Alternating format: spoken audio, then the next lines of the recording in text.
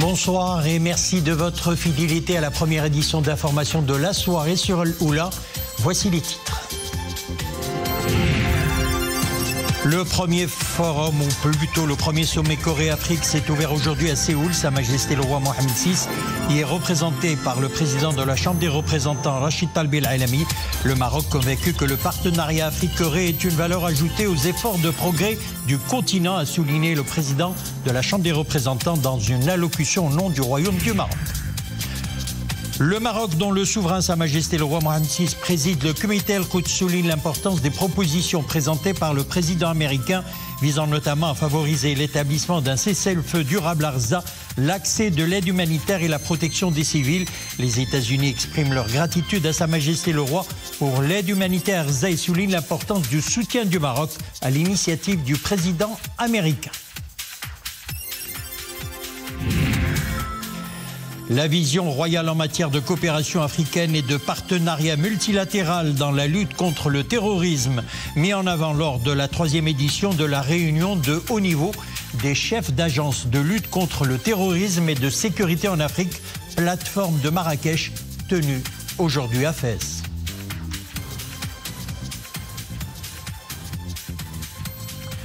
Direction Séoul, où s'est ouvert le premier sommet Corée-Afrique. Sa Majesté le roi Mohammed VI y est représenté par le président de la Chambre des représentants, Rachid Talbi El-Alami. Dans une allocution au nom du Royaume du Maroc, le président de la Chambre des représentants a affirmé que le Maroc reste convaincu que le partenariat Afrique-Corée représente une valeur ajoutée essentielle aux efforts de progrès du continent, à la stabilité du monde et à la réalisation de la justice internationale. Le sommet, dont les travaux ont été lancés par le président coréen, connaît la participation de plus de 45 pays africains qui vont plancher 2 jours durant sur les moyens de développer la coopération entre la Corée et les États africains, notamment dans les domaines de l'économie, de l'énergie et du numérique. Sofia Fagroud, Youssef Chergui. Rachid Talbi El-Alami représente Sa Majesté le roi Mohammed VI au premier sommet Corée-Afrique. Le président de la Chambre des représentants est reçu avec tous les honneurs à Séoul. Sur cette photo de famille, les représentants de 45 pays africains, en plus du hôte du sommet, le président coréen Yoon Suk-yeol. Pendant 2 jours, ils vont explorer les moyens de développer la coopération entre la Corée et les États africains.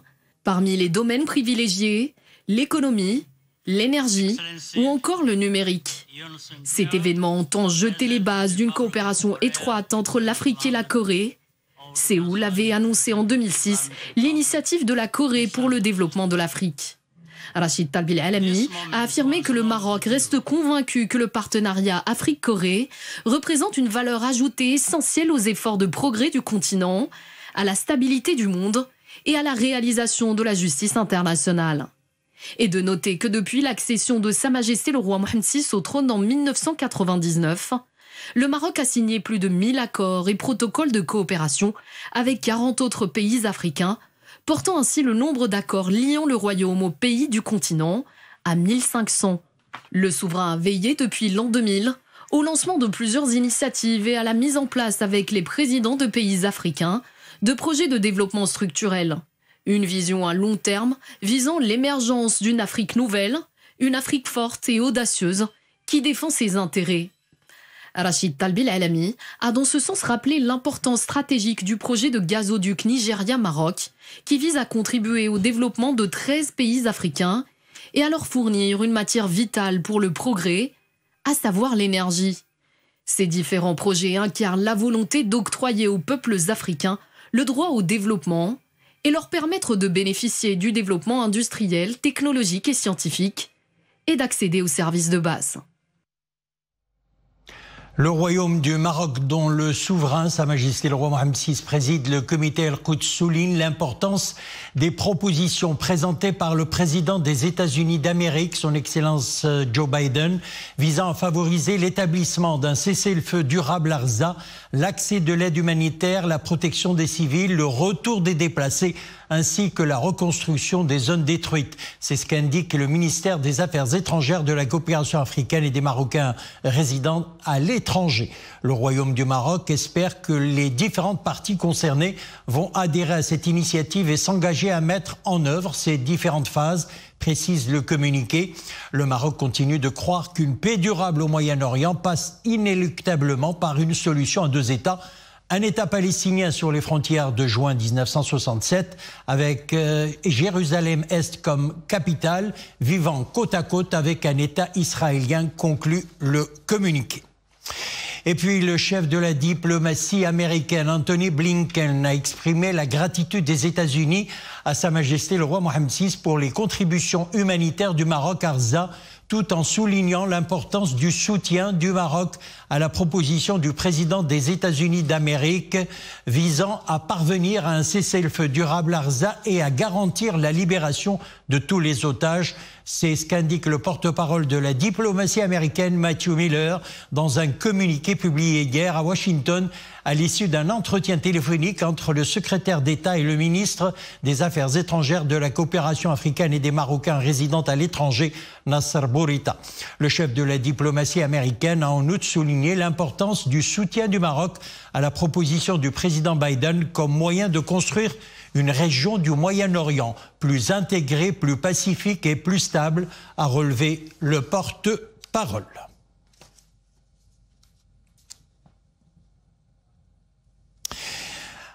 Pour nous en parler, nous avons en duplex avec nous Driss Issaoui, analyste politique. Driss Issaoui, bonsoir. Bonsoir, cher ami. Alors, nous le disions, le Maroc continue de croire à une paix durable au Moyen-Orient qui passe inéluctablement par une solution à deux États. Alors, le Royaume du Maroc vient de le souligner à travers un communiqué que nous venons d'entendre du ministère des Affaires étrangères, de la coopération africaine et des Marocains résidant à l'étranger, l'importance des propositions présentées par le président des États-Unis d'Amérique visant à favoriser l'établissement d'un cessez-le-feu durable à Arza. Il faut dire que le chemin est encore long, mais c'est une première étape. Vous savez, dans ce genre de situation, nous avons suivi ce qui s'est passé à Arza. Nous avons suivi tous les efforts que le Maroc a déployés pour aider les Palestiniens, pour aider les Gazaouis, pour apporter une aide humanitaire extraordinaire. Ça a été fait. Mais maintenant, je pense qu'il ne reste que cet espoir que certains pays, comme les États-Unis d'Amérique, puissent influer sur le gouvernement de Netanyahou. Le gouvernement de Netanyahou qui est en fait en train de courir en avant, de fuir la réalité et ne veut absolument pas revenir à une situation normale.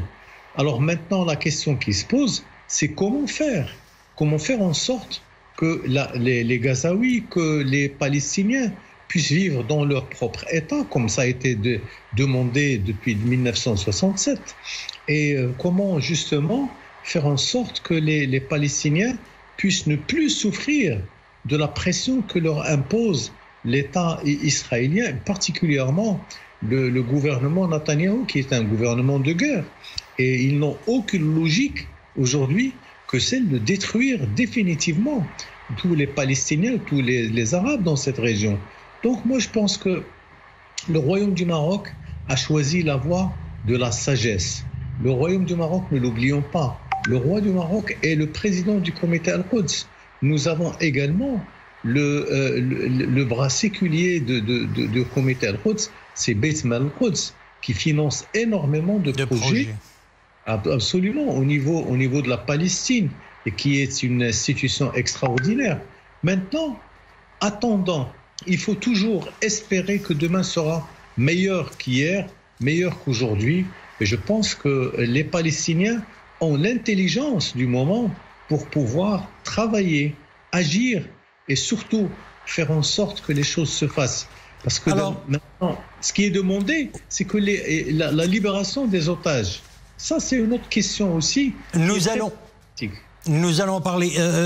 Driss Issaoui, le chef de la diplomatie américaine, Anthony Blinken, a exprimé la gratitude des États-Unis à Sa Majesté le roi Mohammed VI pour les contributions humanitaire du Maroc. Arzal, le chef de la diplomatie américaine, a souligné l'importance du soutien du Maroc à la proposition du président Biden comme moyen de construire une région, je cite, plus intégrée, plus pacifique et plus stable.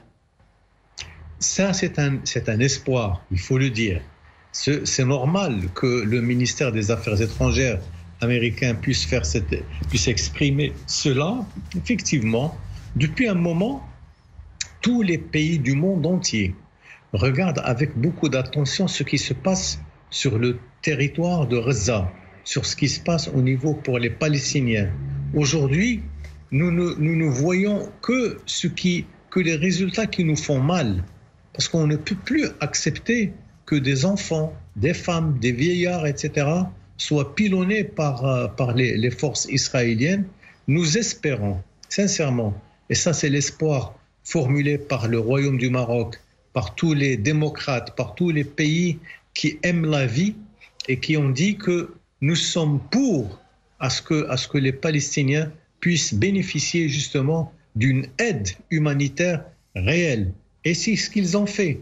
Parce qu'en fait, ce sont des gens qu'on a fait sortir du nord de Gaza, on les a envoyés vers le sud, ensuite vers le sud, vers la zone de Rafah, que les Israéliens ont pilonné également.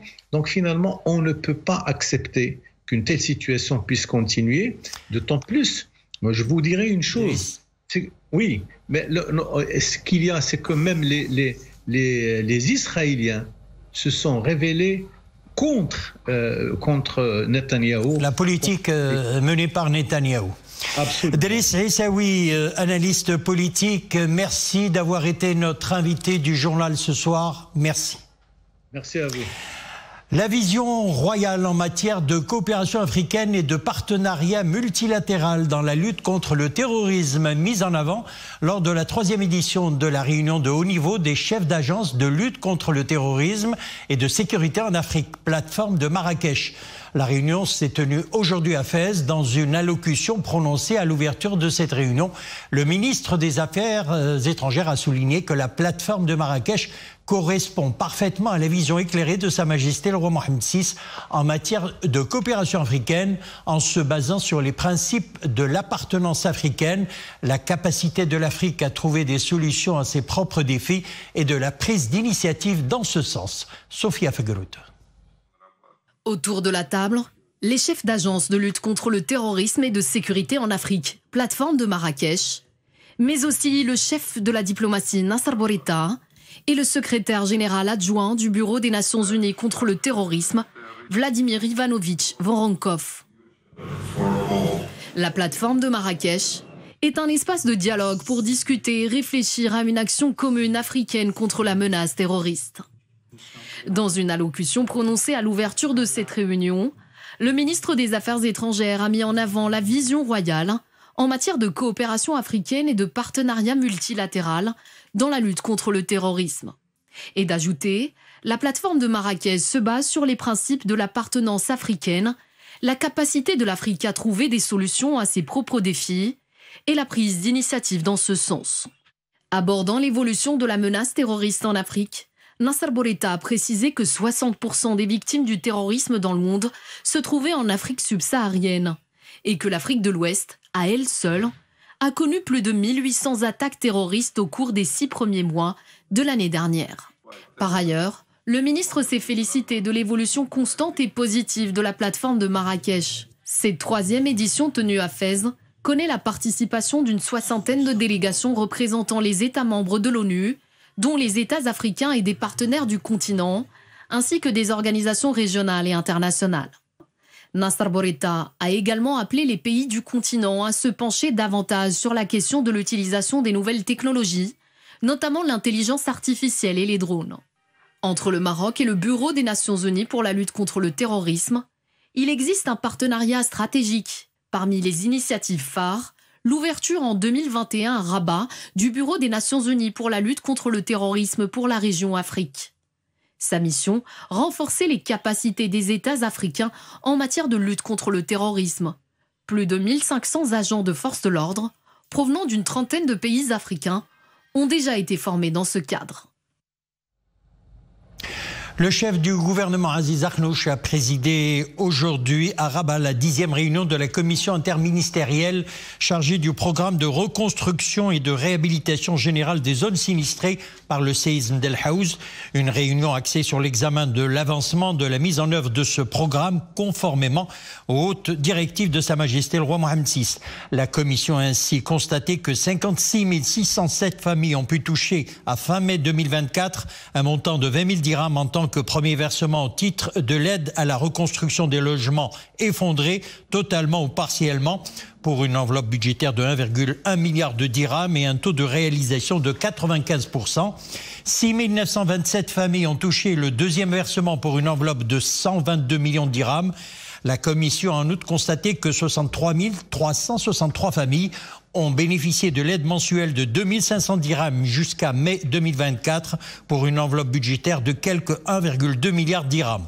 51 031 autorisations de reconstruction ont été accordées aux familles sinistrées sur un total de 53 084 demandes déposées avec un taux de réalisation de 86%.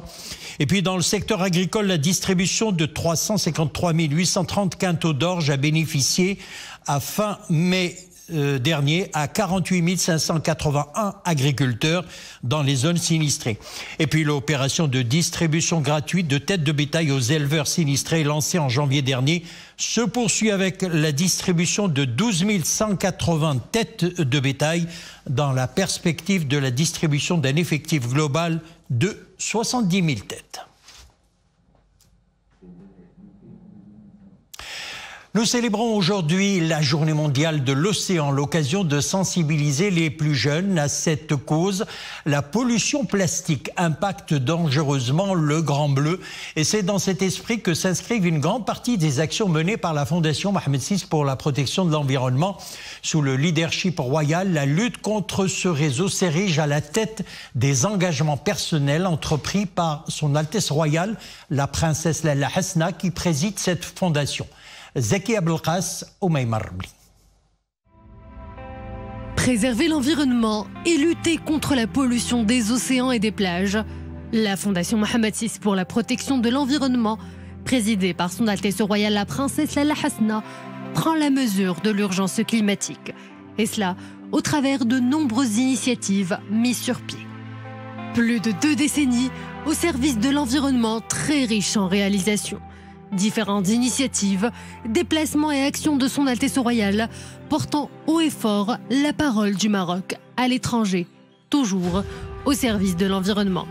Des actions fortes qui ont valu à Son Altesse Royale d'être nommée marraine de l'Alliance de la décennie des Nations Unies pour les sciences océaniques au service du développement durable. This decade will generate global scientific solidarity. Cette décennie sera marquée par une solidarité internationale. Cela est très important pour le continent africain. La Fondation Mohammed VI pour la protection de l'environnement que je préside est très fière de rejoindre l'Alliance. Je me réjouis d'être la marraine de cette alliance et de travailler avec l'ensemble des collaborateurs. Et en tant que membre fondateur de l'Alliance de l'Océan, la Fondation n'a eu de cesse d'œuvrer en faveur de la protection des plages marocaines. Chaque année, elle organise une série d'activités ludiques, de quoi sensibiliser le plus grand nombre à l'importance de cette espèce vitale pour la régulation du climat et aussi pour l'humanité. Morocco, under the leadership of His Majesty, King Mohammed VI, may God be with him. Sous le leadership de Sa Majesté le roi Mohammed VI, nous avons lancé depuis 2001 une série de programmes pour lutter contre la pollution des plages. Nous avons également lancé le label Pavillon Bleu, ainsi que la réhabilitation de la lagune de Marchika. Encourager les initiatives environnementales et stimuler les jeunes quant à leur importance, voilà l'essence même de l'activité de la Fondation Mohammed VI pour la protection de l'environnement. Cette année, à l'occasion de cette journée de l'océan sous le thème « Éveiller de nouvelles profondeurs », la Fondation organise une semaine d'activités. De quoi susciter le respect que l'on doit au Grand Bleu. Effectivement, la Fondation Mohamed VI pour la protection de l'environnement, présidée par son Altesse Royale la Princesse Lalla Hasna, organise une semaine entière d'activités en vue de sensibiliser à l'importance de cet espace vital pour la régulation du climat et pour l'humanité qui vit de ses très nombreuses ressources.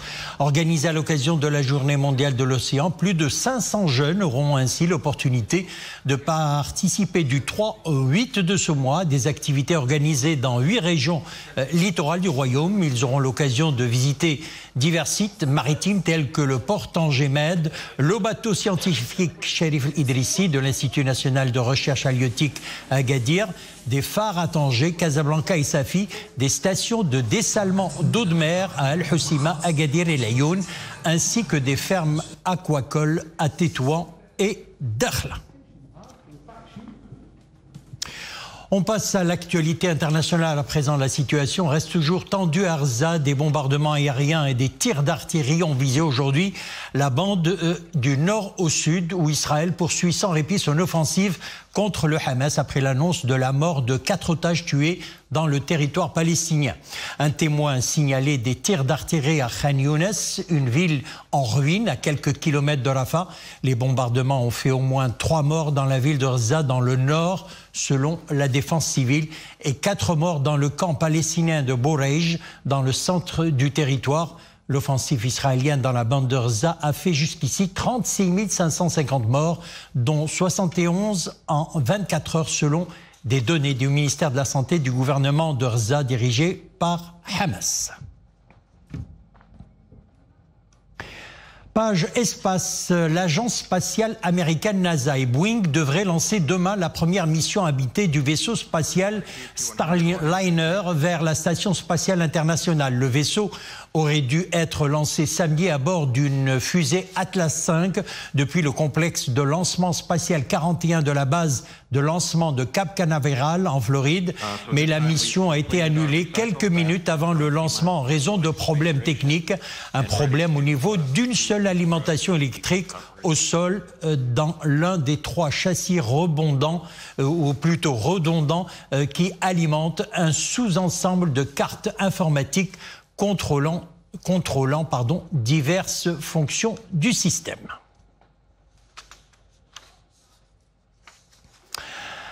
Plus de 493 000 candidats passeront l'examen national du baccalauréat au titre de l'actuelle année scolaire 2023-2024. Les candidats scolarisés sont au nombre de 373 087, dont 87% sont dans le secteur public et 54% sont des filles. Pour la réussite de cette échéance, le ministre de l'Éducation nationale, du préscolaire et des sports a indiqué que son département a mobilisé les différents acteurs et pris toutes les mesures organisationnelles et logistiques pour que cet examen se déroule dans les meilleures conditions en mettant à disposition 1833 centres d'examen avec un total de plus de 28 000 salles d'examen au niveau de toutes les académies et en mobilisant 40 000 correcteurs. Nous parlons haute couture à présent. Les grandes pointures de la mode se sont donné rendez-vous dans la capitale du Détroit pour la Fashion Week, un événement qui réunit une constellation de designers marocains et étrangers, y compris la maison Vivienne Westwood qui expose pour la première fois en Afrique et au Maroc. Alors, le caftan marocain, pièce maîtresse et symbole de la culture marocaine, est mis en avant lors de cet événement. Organisé par l'association Route de la Soie et d'El Andalous avec le soutien du ministère de la Jeunesse, de la Culture et de la Communication, la Fashion Week a pour cadre le palais Moulay Hafid à Tanger. Saïd Najah, Dominique Orlando. Elle a revêtu le temps d'un week-end la parure d'une cité phare de la mode internationale. 48 heures durant, Tanger s'est en effet transformé en berceau de la créativité vestimentaire. Ils seront pour cela au nombre de 14 à venir y décliner leur propre partition de l'élégance au féminin. Au plus près des nombreux créateurs marocains y prenant part, d'autres stylistes venus d'Italie, de France, du Turkménistan, d'Angleterre et de Palestine ont su ainsi venir contribuer à rehausser la dimension internationale de la ville de Tanger elle-même. On m'a beaucoup parlé de Tanger en me disant que c'était maintenant the place to be. Beaucoup de gens en parlent avec beaucoup de poésie. J'ai compris pourquoi en arrivant ici. Cet air si particulier de Tanger, cette ouverture au monde, cette porte sur l'Afrique, sur la Méditerranée. Tanger, la sélecte qui sait depuis toujours apprécier la richesse de tant d'étoffes, qu'elles soient littéraires, artistiques ou cinématographiques, qu'elles soient de l'ordre de la tenue à adopter en chacune de nos vies. Nous avons un vivier de talent au Maroc qui ne demande qu'à s'exprimer. Plus il y aura de la visibilité de toute manière, mieux ce sera. Le Maroc a longtemps été imité. Nous venons, nous nous approprions nos talents, nos artisans, notre savoir-faire sans jamais nous citer. Or, nous avons nos propres créateurs et ils ont un niveau extraordinaire.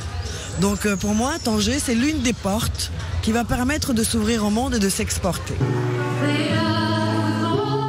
Et que dire du privilège accordé au public de Tanger qui a pu admirer, et pour la première fois sur le continent africain, les tenues extravagantes de la grande styliste britannique Vivienne Westwood, qui a su élever d'emblée au tout sommet le niveau de cette toute première Fashion Week.